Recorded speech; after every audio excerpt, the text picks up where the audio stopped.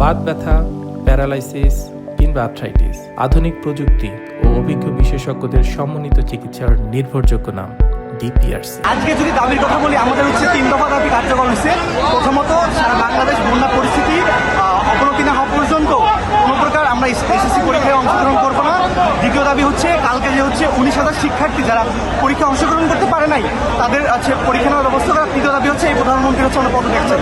যে প্রধানমন্ত্রীর মধ্যে ন্যূনমাত্র কমন সেন্স নাই যে আমাদের এই বন্যা পরিস্থিতির মধ্যে একটা পরীক্ষা নেওয়া যাবে, যেখানে চট্টগ্রামের কথা বাদ দেয় অন্যান্য উত্তরাঞ্চলের মধ্যে হচ্ছে বন্যা পরিস্থিতি কার্যকর হয়েছে। যে মন্ত্রী হচ্ছে বারবার বলতেছে আমরা মনিটরিং করতেছি, তারা কি মনিটরিং করতেছে আমি জানি না। ঢাকা শহরের মধ্যে যেখানে মিরপুরে হালকা বৃষ্টি হলে হাঁটু পর্যন্ত পানি হয়ে যায়, একটা শিক্ষার্থীদের সকালবেলা ঘুম থেকে কি পরিমাণ হ্যাসেল করে হচ্ছে পরীক্ষা দিতে যায়, এটা তো প্রধানমন্ত্রী নিজের চোখে পরিদর্শন না করলে কোনো জানতে পারবে না।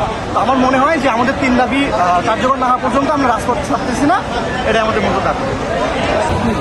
মূলত আমাদের দাবি হচ্ছে মিলন যেন পদত্যাগ করে শিক্ষামন্ত্রী থেকে, কেননা সে হচ্ছে আমাদের যতটুকু কোশ্চেন যেভাবে দিচ্ছে সেটা তার যেন মনে পার্সোনাল প্রবলেমের কারণে দিচ্ছে। প্রত্যেকটা সে পরীক্ষার সাথে রাজনীতিক আলাপ আলোচনা একসাথে যোগ করছে, যে পড়াশোনার সাথে রাজনৈতিক সামঞ্জস্য এরকমটাই। তো আমরা চাচ্ছি যে সে যেন পদত্যাগ করে, সে শিক্ষা ব্যবস্থাকে উন্নত করে। নেক্সট শিক্ষামন্ত্রী এমন কাউকে দেওয়া হোক যে হচ্ছে শিক্ষার্থীদের নিয়ে ভাববে, তার নিজের পার্সোনাল অপিনিয়ন ছাড়া, এবং শিক্ষার্থীদের ভবিষ্যৎ চিন্তা করে সে পড়াশোনার মান উন্নত করবে, পরীক্ষা নয়। ধন্যবাদ।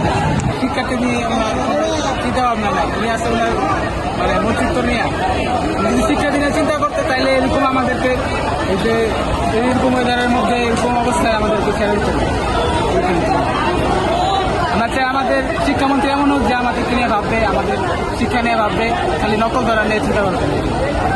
আমাদের যে কালকে পরীক্ষা ছিল, পরীক্ষাতে কোশ্চেন প্যাটার্ন যদি দেখেন, ঠিক আছে বললাম পরীক্ষার মতোই হবে, তবে এগুলো কি ধরনের শিক্ষা ব্যবস্থা নিয়েও কি মানুষ রাজনীতি করে? রাজনীতি সব কিছু নিয়ে করা যায়, কিন্তু শিক্ষা ব্যবস্থা নিয়ে কিসের রাজনীতি?